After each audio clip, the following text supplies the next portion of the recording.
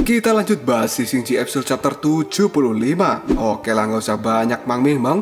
Kita langsung masuk aja ke pembahasan. Bailang yang sekarang dirinya sudah berada di jurang alam baka, dan tempat ini benar-benar mirip dengan apa yang digambarkan dalam dunia batin Raja Agung. Karena sebenarnya kedatangan Bailang ke tempat ini adalah untuk mencari Xiaoyu. Di dalam jurang alam baka ini sendiri, Bailang merasakan hawa dingin yang sangat luar biasa, dan seolah-olah tubuhnya akan membeku. Tidak lama kemudian Bailang mengeluarkan sesuatu seperti batu yang berwarna hitam. Karena itu adalah arang batu yang terbuat dari teratai merah. Bailang meniupnya sedikit, dan pada akhirnya arang batu dari teratai merah ini menyala dengan sangat terang.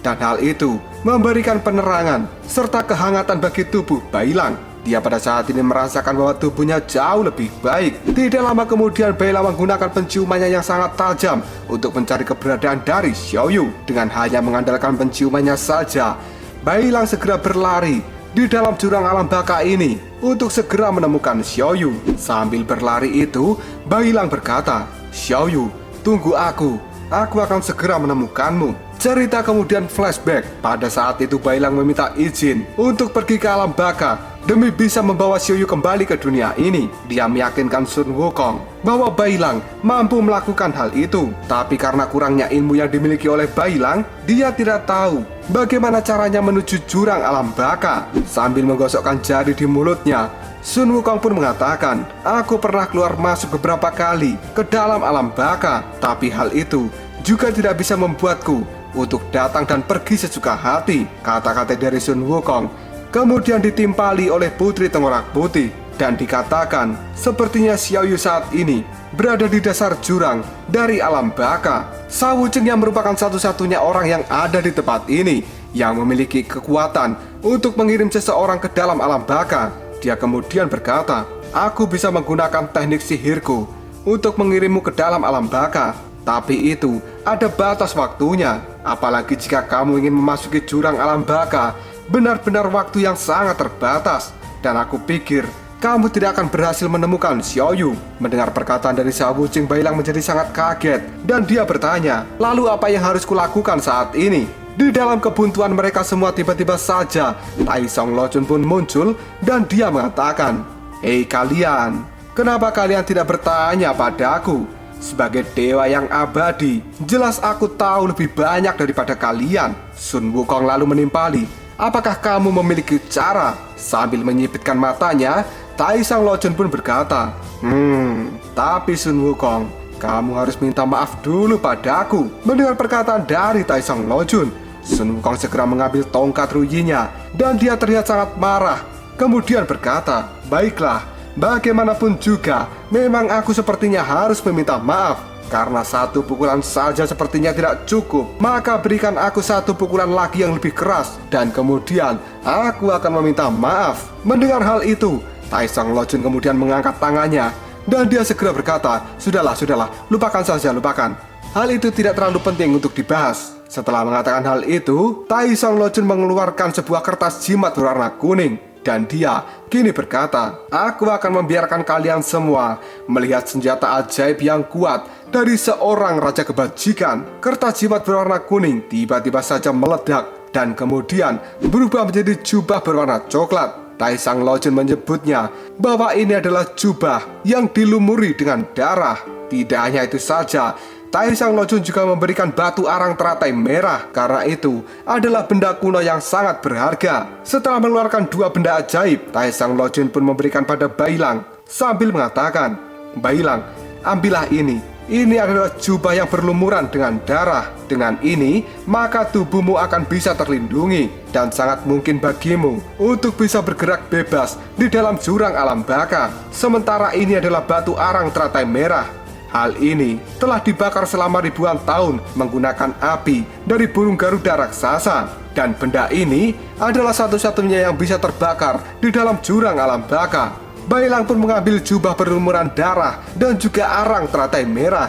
Dia pun berterima kasih pada Tai Song Lojun atas dua benda ajaib ini. Sesaat kemudian Tai Song Lojun pun berpesan, "Bailang, tapi kamu harus ingat, meskipun kamu sudah memakai benda ajaib pemberianku, tapi kamu tidak boleh menundanya terlalu lama di dalam jurang alam baka. Jika tidak, maka kamu tidak akan pernah bisa kembali lagi ke tempat ini. Selain itu, kamu juga harus selalu aktif bergerak. Jika kamu berhenti terlalu lama, maka pada saat itu dirimu akan segera berubah menjadi batu. Dengan perbekalan yang telah diberikan oleh Raja Kebajikan serta ilmu khusus dari Shawujing, pada akhirnya Bailang sekarang telah tiba di jurang alam baka. Dan dia berlarian ke sana kemari untuk segera menemukan Xiaoyu. Setelah beberapa saat mencari, pada akhirnya Bailang benar-benar bisa menemukan Xiaoyu yang saat ini dirinya sudah berubah menjadi batu dan dia tidak bergerak sama sekali. Bailang pun segera mendekati Xiaoyu. Dia kemudian menaruh arang teratai merah di atas batu sebagai ganti dari lilin. Bailang menyentuh tubuh dari Xiaoyu sambil berkata, "Apakah aku sudah terlambat? Xiaoyu, Xiaoyu, bangunlah." Dikala kepanikan menyelimuti Bailang, tiba-tiba saja Xiaoyu yang masih dalam keadaan mata terpejam, dia pada saat ini berkata, "Bailang, kenapa kamu ada di tempat ini?" Mendengar suara dari Xiaoyu, raut wajah dari Bailang segera tertawa, karena ternyata Xiaoyu belum mati. Yang kemudian Bailang berkata, "Xiaoyu, kamu hebat sekali. Aku ada di tempat ini adalah untuk membawamu pergi." "Tidak Bailang, kamu pergi sendiri saja, karena aku akan tinggal di tempat ini." "Kenapa Xiaoyu?" "Karena aku akan memperbaiki apapun yang rusak." "Memangnya apa saja yang rusak yang akan kau perbaiki saat ini?" Xiaoyu pun kemudian mengatakan, "Bailang, meskipun saat ini Raja Agung telah dikalahkan, tapi apapun yang dia lakukan sebelumnya masih terasa sangat jelas. Lihat saja, jembatan reinkarnasi pada saat ini telah hancur lebur. Hal itu membuat jiwa-jiwa yang ada di alam baka tidak bisa melanjutkan hidup mereka kembali, yang pada akhirnya mereka hanya bisa tinggal di alam baka untuk selamanya. Bahkan para pemandu dari alam baka saat ini juga telah kehilangan kekuatannya. Tanpa bimbingan dari mereka, jiwa-jiwa yang ada di tempat ini akan segera ditelan oleh ketakutan dan juga keputusasaan, yang pada akhirnya jiwa mereka akan rusak. Kamu saat ini memang belum merasakannya, tapi dengan hilangnya keseimbangan dunia bawah ini, pada akhirnya akan mempengaruhi dunia manusia. Dan hanya aku yang bisa memperbaiki semua kerusakan ini. Aku akan menggunakan sisa kekuatan yang kumiliki, kemudian menyalakan api abadi dan menerangi seluruh dunia bawah. Di mana api dari diriku bersinar, maka semua kerusakan akan segera bisa dikembalikan." "Lalu apa yang akan terjadi selanjutnya?" Xiaoyu pun kini menjawabnya, "Selanjutnya adalah apiku akan terbakar dan habis. Dan pada saat itu aku akan berubah menjadi batu dan tinggal selamanya di tempat ini." Mendengar jawaban dari Xiaoyu, raut wajah dari Bailang nampak sangat bersedih. Dia lalu bertanya kembali, "Apakah tidak ada cara lain?" Xiaoyu pun menjawabnya, "Tidak. Jika aku tidak melakukannya, maka dunia ini akan segera runtuh. Dan hanya diriku yang bisa melakukan ini semua. Tidak ada satupun orang yang bisa selain aku." Setelah mengatakan hal itu, tiba-tiba saja bibit api muncul dari celah bebatuan, yang pada akhirnya bibit api itu pun mulai menyebar. Dan itu segera berubah menjadi pusaran api, yang kini Bailang serta Xiaoyu ada di tengah-tengah pusaran api itu sendiri. Xiaoyu pun berkata, "Sekarang sudah waktunya untuk diriku memulai. Bailang, kamu harus segera kembali secepat mungkin. Dan kamu tidak boleh berada di tempat ini. Kamu tidak perlu merasa kasihan padaku, karena ini semua adalah tanggung jawabku. Sampaikan salam untuk semuanya, dan mereka boleh memuji kekuatanku saat ini." Mendengar kata-kata dari Xiaoyu, Bailang sekarang mulai berdiri dan dia mengambil batu arang teratai merah. Namun tiba-tiba saja Bailang menghancurkan benda itu. Merasakan hal ini, Xiaoyu pun berkata, "Bailang, apa yang kau lakukan? Bukannya pergi." Bailang sekarang malah berjalan mendekati Xiaoyu, yang kemudian dia duduk di samping dari Xiaoyu. Dan saat ini Bailang berkata, "Xiaoyu, bukankah kamu akan merasa sangat kesepian jika kamu berada di tempat ini sendirian? Mulai saat ini, aku akan selalu menemanimu. Bailang, terima kasih atas kebaikanmu. Tapi jika kamu tidak pergi saat ini, maka kamu juga tidak akan pernah bisa pergi selamanya." Itu bukan masalah. Selamanya di tempat ini bersamamu juga merupakan momen yang indah, karena pada akhirnya aku akan bisa selamanya denganmu. Tapi jujur saja Xiaoyu, sekarang aku memang sedikit ketakutan. Tapi dengan adanya dirimu di tempat ini, maka aku merasakan sebuah kenyamanan. Xiaoyu kemudian menjawab perkataan dari Bailang. Aku tahu, dan kamu memang tidak akan pernah meninggalkanku, karena kamu adalah orang yang sangat berani. Ya sudah Xiaoyu, ayo sekarang kita mulai. Dan tiba-tiba saja, hanya dalam hitungan detik, api abadi telah pecah pertama kalinya di dunia bawah ini. Di dalam jurang alam baka yang sebelumnya tidak pernah ada sinar cahaya sejak zaman kekacauan, sekarang telah benar-benar berubah seperti siang hari. Kemunculan api abadi yang menerangi seluruh jurang alam baka. Hal itu membuat jiwa-jiwa yang tadinya membatu telah terbebaskan oleh cahaya api abadi dari Xiaoyu. Mereka merasa sangat beruntung karena pada akhirnya jiwa-jiwa ini bisa kembali untuk melakukan reinkarnasi, dan mereka akan segera terbebaskan dari rasa sakit ketika berada di dalam jurang alam baka. Bahkan jembatan reinkarnasi yang sebelumnya hancur lebur sekarang juga telah mulai menyatu kembali, yang pada akhirnya sepenuhnya jembatan reinkarnasi kini telah benar-benar diperbaiki. Para boneka pemandu alam baka yang telah kehilangan kekuatannya, mereka sekarang juga telah membuka matanya, dan kekuatan mereka juga telah kembali. Tidak lama kemudian, sebuah api hijau tiba-tiba berkobar, dan hal itu seperti badai. Dari dalam badai api hijau itu sendiri, sekarang telah terlihat seseorang yang akan segera keluar, yang ternyata itu adalah Jiu Guanyi, sang Raja Alam Baka, yang sebelumnya telah dibunuh oleh Raja Agung. Tidak hanya itu saja, di dalam hutan, sekarang dedaunan berputar-putar dengan sangat cepat. Hal itu segera bergabung dan membentuk seperti bola daun, yang pada akhirnya bola daun itu pun pecah, dan keluarlah seorang dewa dari istana Tianzu, yang sebenarnya dia adalah dewa matahari surya yang sebelumnya juga telah mati. Di tempat lain, Shao Wuqing, Subaji, dan Sun Wukong, mereka harap-harap cemas menunggu kedatangan dari Bailang. Subaji pun berkata, apakah hal ini akan berjalan dengan baik? Sun Wukong kemudian mengatakan, kemampuan Bailang dalam menemukan orang itu sangat bagus. Dia pasti bisa segera menemukan Xiaoyu. Tapi saat ini, kenapa aku merasa bahwa mungkin Bailang tidak akan pernah kembali lagi? Mendengar perkataan dari Sun Wukong, Subaji pun mengatakan, duh, kok bisa begitu? Bahkan jika Xiaoyu tidak bisa ditemukan, Bailang pasti akan kembali. Tidak lama kemudian, muncullah adik Niu Somai, rubah ekor 9, dan juga para kera putih. Dengan raut wajah yang sangat aneh, adik Niu Somai pun berkata, hei, aku sedang buru-buru saat ini. Apakah kalian hanya ingin duduk-duduk saja di tempat ini dan menunggu kabar? Apakah tidak ada cara lain yang bisa kalian lakukan? Putri Tengkorak Putih melihat pada adik Niu Somai kemudian berkata, aku percaya bahwa ini pasti akan segera menimbulkan hasil, karena Bailang tidak akan menunggu waktu terlalu lama di dalam jurang alam baka. Shao Wuqing sendiri sekarang masih melihat formasi batu yang telah dia bentuk untuk mengirimkan Bailang ke dalam jurang alam baka. Tapi tiba-tiba saja formasi batunya segera berubah. Hal ini membuat Shao Wuqing kaget, dan dia berkata, hei, formasi batunya telah berubah. Semua orang yang hilang pada saat ini telah ditemukan, dan orang tua itu juga pasti akan segera kembali. Subaji pun bertanya, apa itu artinya?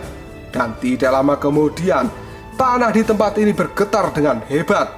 Sun Wukong lalu berteriak, gempa cok, gempa. Yang ternyata gempa yang muncul di tempat ini adalah karena pergerakan sesuatu. Raja Tiwa pun menunjuk sesuatu, dan dia berteriak, hei, lihat, bangunan yang hancur sekarang telah kembali seperti semula. Hal itu membuat kehebohan di tempat ini, karena dalam waktu sekejap saja semuanya yang telah hancur kini telah terbentuk kembali.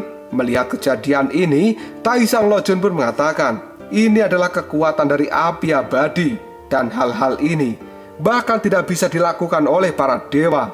Api abadi pada saat ini sebenarnya telah membalikkan sebab dan akibat. Di tempat lain, orang-orang juga terlihat sangat kaget, karena ternyata bangunan rumah mereka yang telah hancur sekarang telah terbangun kembali. Bahkan pohon kera raksasa yang sebelumnya tumbang dan patah kini juga telah menyatu kembali. Dan itu benar-benar menjadi sesuatu yang utuh dan tidak menunjukkan kerusakan sedikit pun. Orang-orang yang ada di tempat ini, mereka segera mengecek rumah mereka masing-masing, yang ternyata rumah mereka juga sudah terbentuk kembali akibat renovasi dari tim bedah rumah. Tidak hanya itu saja, ada hal yang lebih mengejutkan mereka semua, karena sebelumnya seorang bapak-bapak berbaju hijau segera keluar dari dalam rumah. Dirinya pun berteriak, "Istriku, aku baik-baik saja." Karena semenjak kejadian Raja Agung, sebenarnya bapak-bapak ini telah meninggal dan sekarang dia telah kembali. Hal itu membuat semua orang senang, karena pada akhirnya semua yang telah mati ketika insiden Raja Agung kini telah hidup kembali. Melihat hal ini, Sun Wukong pun sangat terkejut dan dia spontan berteriak, "Wow, bahkan orang yang telah mati juga telah dibangkitkan kembali.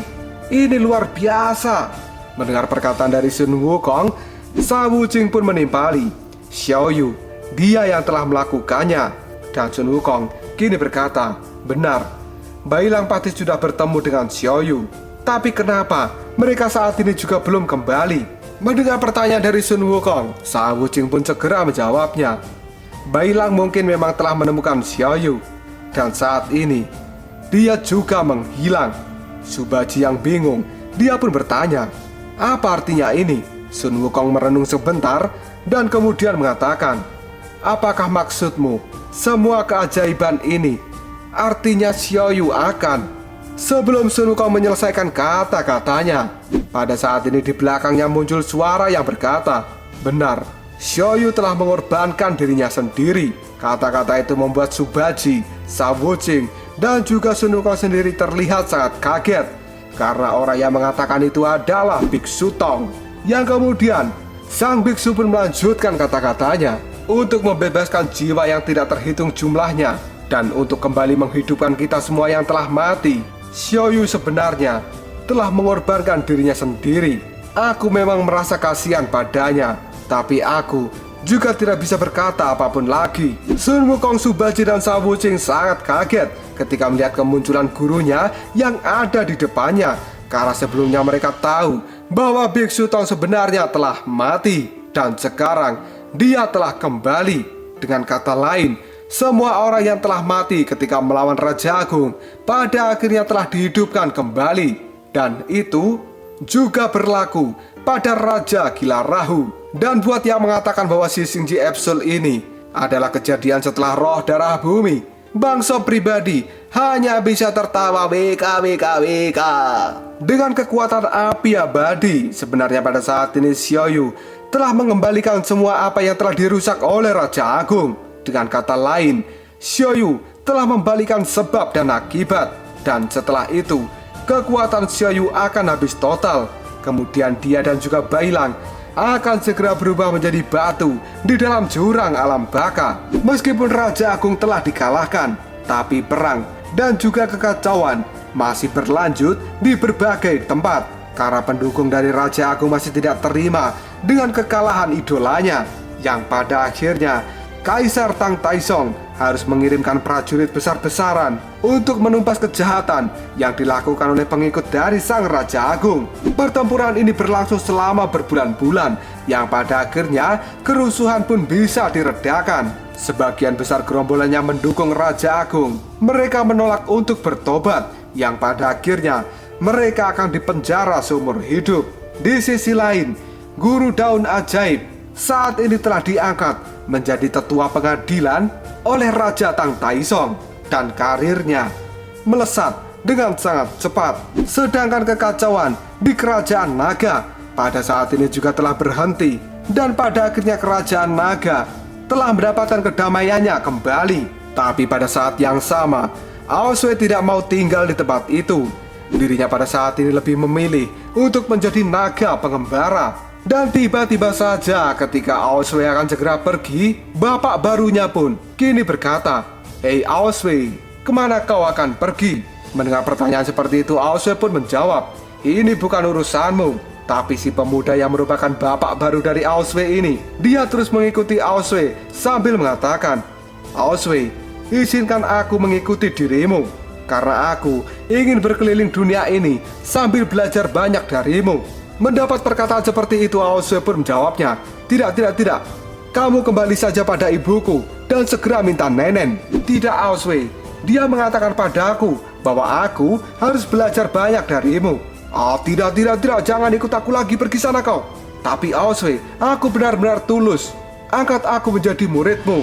Jika aku bilang tidak ya tidak, pergi saja atau aku akan memukulmu. Aoswe, please lah. Aku ingin menjadi muridmu. Di sisi lain, Taisong Lojun pada saat ini mengambang di udara, yang ternyata dengan menggunakan pancing yang terbuat dari bambu. Pada saat ini Taisong Lojun sebenarnya sedang memancing di atas langit. Tiba-tiba saja pancingnya pun bergerak.